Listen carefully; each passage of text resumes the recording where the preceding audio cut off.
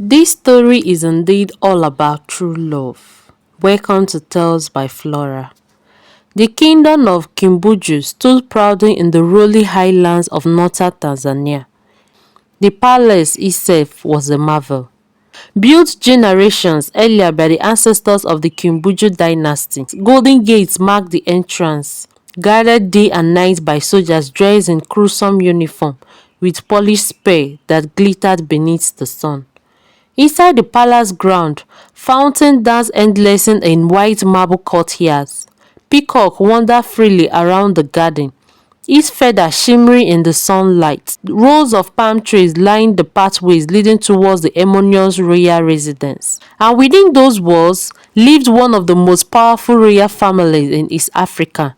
At the center of his dynasty was King Akida Kimbuju, a tall, imposing man with a commanding presence. His beard was now streaked with silver, but his eyes remained sharp and intelligent. He owned the kingdom for nearly 35 years and had built its reputation as one of wisdom, strength, and prosperity.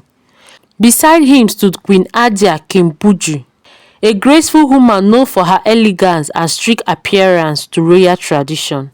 She carried herself with dignity, her long flowing gowns often embroidered with gold thread that reflected her noble lineage. But their greatest pride was their only child, their son, the crown prince, Prince Omari Kimbuju.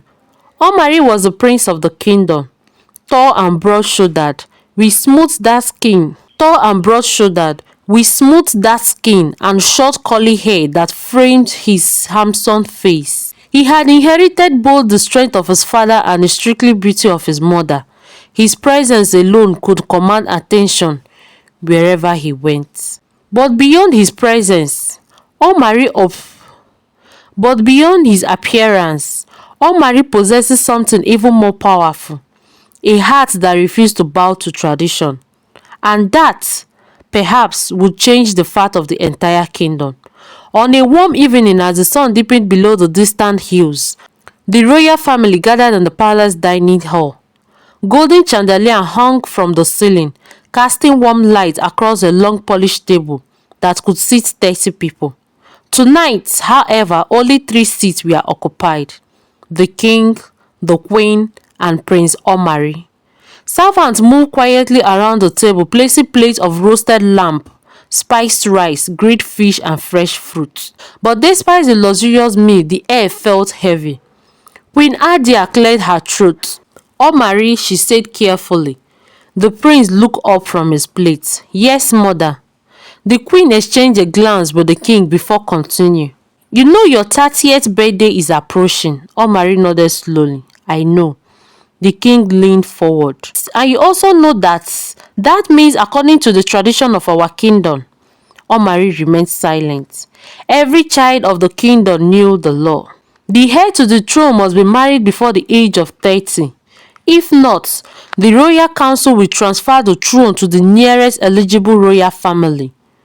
The rule has existed for centuries, and Omari had only 2 months left. Queen Adia continued gently. "We have chosen someone suitable for you." Omari sighed softly. "Mother." But she continued. "Her name is Subira." Subira came from one of the wealthiest families in Tanzania. Her father owned massive coffee plantations and international businesses. She was educated in London. Elegant, beautiful, perfect by every royal standard. She is 26, the queen continued. Tall, graceful, intelligent, and from a highly respected family. King Akida nodded approvingly. "She would make a perfect queen." Omari placed his fork down. "I don't love her." "Love grows in marriage." The prince shook his head firmly. "I will not marry someone I do not love." The king's voice became stern. "This is not about love, Omari. This is about duty." But the prince remained unmoved. "I refuse." The room fell silent. Queen Adia's eyes widened. "You refuse?" "Yes." The king's voice deepened. "Omari, you are the future king of this kingdom, and I will not be a king who marries for love." Omari replied calmly. The queen slammed her hand lightly against the table. "This is not a fairy tale." But the prince's answer was quiet and firm. "I will not marry Subira." That single decision would set into motion a storm that none of them could yet imagine. 2 days later, Prince Omari rode alone beyond the palace walls. He often did this when he needed to clear his mind. The countryside stretched endlessly around him. Farmers worked their fields. Children chased goats along dusty roads. Women carried baskets of fruit on their head as they walked between villages. Eventually, Omari reached a small stream surrounded by tall grass and white flowers. He tied his horse to a tree and walked towards the water. That was when he saw her, a young woman, struggle to lift a heavy clay pot filled with water. Her movements were slow and uncertain. The pot slipped from her hand and rolled onto the grass. She stared at it helplessly. Omari approached quietly. "May I help you?" The girl turned slowly. Her face was breathtaking. She had soft fair skin, long flowery hair that reached her waist.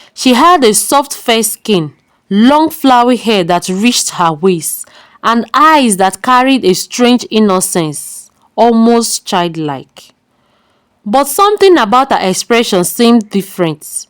She looked at Omari as though trying to understand who he was. "Water," she said softly. Her voice sounded distant. Omari immediately understood. She was mentally disabled. An imbecile, as many Crew people would call it. Yet the prince felt no disgust, only compassion. He lifted the heavy pot easily and placed it carefully on her head. She smiled. A pure innocent smile. "Thank you." Omari found herself smiling back. "What is your name?" The girl blinked. "My name is Kamaria." "And where do you live?" She pointed toward a cluster of old houses further down the hill. "Home." Omari walked with her. When they reached the small hut, he noticed the roof was badly damaged. Rainwater stain covered the mud walls. Inside the hut, a frail woman sat on a tin mat. Her clothes were worn, her face pale. She coughed weakly when she saw them enter. "Kamaria," the woman said. The prince bowed slightly. "My name is Omari." The woman struggled to stand. "I am Barika, Kamaria's mother." Her voice carried both embarrassment and exhaustion. "My husband died 2 years ago. Life has been very difficult." Omari looked around the broken house. His chest tightened. The contrast between this place and the palace was unbearable. Yet Kamaria seemed perfectly content. She sat on the floor playing with a small piece of wood as though it was a toy. The prince realized something profound in that moment. In her simple words, there was no greed, no politics, no expectation, just innocence. And strangely, for the first time in months, Omari felt peace. He had no idea yet that this simple encounter would soon shake the entire kingdom. The sun was already laying westward when Prince Omari finally mounted his horse to leave the small broken house of Kamaria and her mother. The wind blew softly across the hills, carrying the smell of wet earth from the stream nearby. But Omari's mind was no longer calm. Something inside him has changed. He glanced back once more at the hut. Through the open doorway, he saw Kamaria sitting on the floor beside her sick mom, humming softly to herself while tracing cycles on the dusty ground with a small stick. She looked happy, truly happy. Not the kind of happiness that came from riches or power, but the kind that came from innocence. And somehow that simple joy struck deeper into Omari's heart than anything he had ever experienced in the palace. He rode softly back towards the royal grounds. All the way back, his mind kept replaying the same thoughts. Why does she feel more real than anyone I know? He had met hundreds of noble ladies, women trained to walk with grace, women taught to speak with perfect elegance, women who could play the piano, speak French and dance in royal courts. But none of them had eyes like Kamaria. Eyes that had no ambition, no calculation, no pretense, just truth. And somehow, the prince knew something with absolute certainty. he could not marry Subira. Not now, not ever. When Omari returned to the palace that evening, he was immediately summoned. The royal messenger bowed. Your Highness, the king and the queen request your presence in the council chamber. Omari already knew what he meant. The council chamber was the most serious room in the palace. Kings declared war there. Law were written there, and tonight his future will be decided there. He walked through the long marble hallway. Paintings of past kings lined the wall. Generations of rulers stared down at him as if judging his every step. When he reached the chamber doors, two guards pushed them open. Inside sat King Akida and Queen Adia. The royal council members stood behind them. Even Subira was there. She stood elegantly beside her father. Subira was undeniably beautiful, tall, graceful. Her deep wave hair flowed down her shoulders like silk, and her expensive blue dress shimmered under the chandelier lights. When she saw Omari, she smiled. But the prince felt nothing. The king spoke first. Sit. Omari remained standing. You called me. The queen's patience had already won thing. Omari, the kingdom is not a playground for your stubbornness. The wedding date must be announced within 2 weeks. Omari looked at Subira. She was watching him with quiet expectation. He turned back to his father. I will not marry her. The entire room froze. Subira's smile faded instantly. The queen rose from her chair. Omari! But the prince did not flinch. I have made my decision. The king's voice thundered across the chamber. You are running out of time. Then let the throne go to another family. Omari replied calmly. Gasps filled the room. No prince had ever spoke like that before. Queen Adia's eyes burned with anger. You are willing to throw away generation of your ancestors' legacy because of childish emotion. Omari hesitated. Then he said the words that would shake the entire kingdom. There is someone else. 3 days later, Prince Omari brought Kamaria to the palace. The palace gate opened slowly as the prince's horse carriage rolled inside. Servants stirred in confusion. No one had ever seen the prince bringing a village girl into the royal grounds before. Kamaria sat quietly beside him. She wore a simple yellow dress given to her by one of the palace attendants. Her long hair fell freely down her back. She looked around with childlike wonder. Big house, she whispered. Omari smiled gently. Yes. Inside the palace hall, King Akida and Queen Adia were already waiting. Royal guards stood silently along the walls. When Kamaria entered, she stared up at the enormous chandelier hanging from the ceiling. Stars inside the house, she murmured happily. King Adia's face slowly twisted with disbelief. Omari, who is this? The prince spoke clearly. This is Kamaria. Kamaria waved cheerfully. Hello. The queen looked horrified. What is wrong with her? The prince's voice hardened. There is nothing wrong with her. The king's expression darkened. Omari explained. The prince took Kamaria's hand. She is the woman I will marry.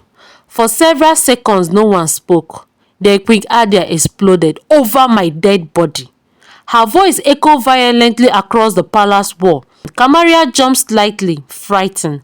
Omari stepped forward protectively. She is my choice. The queen pointed at Kamaria with shaking hands. She is mentally unfit. She cannot be queen. Omari raised his voice for the first time. She has a heart purer than anyone on this palace. The king stood slowly. His voice was cold. If you marry her, the kingdom will laugh at us. Omari's eyes was unwavering. Then let them laugh. The queen's voice dropped to a deadly whisper. You will destroy this dynasty. Omari's answer was faint. She is my final decision. The king closed his eyes slowly. The law was clear. The prince must marry before 30. And there was only 2 months left. Finally, the king spoke again. If you do not marry before your birthday, the throne will be passed to another royal family. Omari nodded calmly. Then I will marry her. The queen's face turned pale. You mean Subira? Omari shook his head. He looked at Kamaria. Then he said quietly, I will marry her. The palace fell into absolute silence.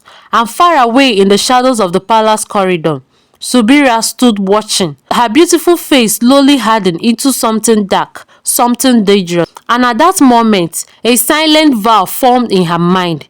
If I cannot be queen, no one will. News spread across the kingdom of Kimbuju like wildfire. The crown prince was going to marry a village girl. Not only a poor girl, but a girl people whisper about in the market and village parts. A girl many cruelly called simple-minded. The palace servant gossiped. The royal council protested. Nobles from powerful families shook their heads in disbelief, but no one was more furious than Subira. Inside her father's luxurious mansion, she purred across the marble floor like a caged lioness. Her father, Richard, sat quietly watching her rage. "You are humiliating yourself," he said calmly. Subira turned sharply. "Humiliating myself?" "Yes," she laughed bitterly. "The entire kingdom was supposed to celebrate my wedding to the prince." Her voice trembled with anger. "I was supposed to be queen." Her father folded his hands. "And now," Subira's eyes hardened, "now that foolish girl will pay for this." Richard stared at his daughter carefully. "What exactly are you planning?" Subira walked towards the balcony and looked out across the city. Her voice became cold. "If Kamaria disappears, Omari will have no choice but to marry me." Her father's expression darkened. "Subira, this is dangerous." But she only smiled, a slow, chilling smile. Power is always dangerous. Meanwhile, in the palace, preparation for the wedding continued. Many people still believed the marriage would never happen, but Prince Omari refused to change his decision. Each day, he spent more time with Kamaria. He walked with her through the palace garden. He showed her the fountain. He taught her simple things like reading small words and counting flowers. Kamaria laughed easily. Sometimes she clapped her hands with excitement over things others would consider small. Yet the prince found peace beside her. One afternoon, an elderly palace advisor named Lord Benjamin approached the king. "There is something you must know," he said quietly. King Akida frowned. "What is it?" Benjamin placed an old document on the table. "This concerned Kamaria's father." The king leaned forward. "What about him?" Benjamin spoke slowly. 25 years ago, a man named Zawadi served this kingdom." The king's eye widened slightly. "Zamadi has been a loyal royal guard, a brave soldier who once saved the king's life during an attempted coup," Benjamin continued. "He died protecting the royal treasury during a rebellion." The king looked stunned. "And the girl," Benjamin nodded. "Kamaria is his daughter." The king leaned back slowly. For the first time since meeting her, his anger softened. But while the palace slowly began to reconsider Kamaria, Subira's plan had already begun. One night, as Kamaria walked alone through the palace garden, two masked men appeared. They grabbed her roughly. Kamaria screamed, but before they could drag her away, the royal guard shouted, "Stop!" The men ran, but one of them was captured. Under interrogation, the truth came out. Subira had paid them. When the king heard this, his anger was terrified. Subira and her family were immediately banished from the kingdom. Her dream of becoming queen ended forever. 2 weeks later, the entire kingdom gathered at the palace. Despite the controversy, despite the whisper, the wedding finally took place. Kamaria walked slowly down the palace aisle wearing a simple white gown. She looked nervous, but when she saw Omari waiting for her, she smiled. A pure, innocent smile. Prince Omari held her hand as the royal priest spoke. "I now declare you husband and wife." The crowd erupted into applause. And in that moment, love defeated pride. Years passed. Something remarkable began to happen. With the help of royal doctors and teachers, Kamaria slowly improved. Her mind became sharper. Her confidence grew. The small girl people once mocked began to show kindness and compassion that touched the entire kingdom. She built schools. She opened shelters for poor. She visited villages personally. People began calling her something new. Not the foolish girl from the village, but the queen of the people. King Akida eventually stepped down, Omari Kimbuju, and beside him sat the woman everyone once rejected, Queen Kamaria, the girl who had nothing but gave the kingdom something it had been missing for generations, a heart of compassion. And in the end, the prince who chose love became the greatest king the kingdom had ever known. Thank you very much for watching my story. Please share and subscribe and turn off the notification button for more interesting story. Bye bye.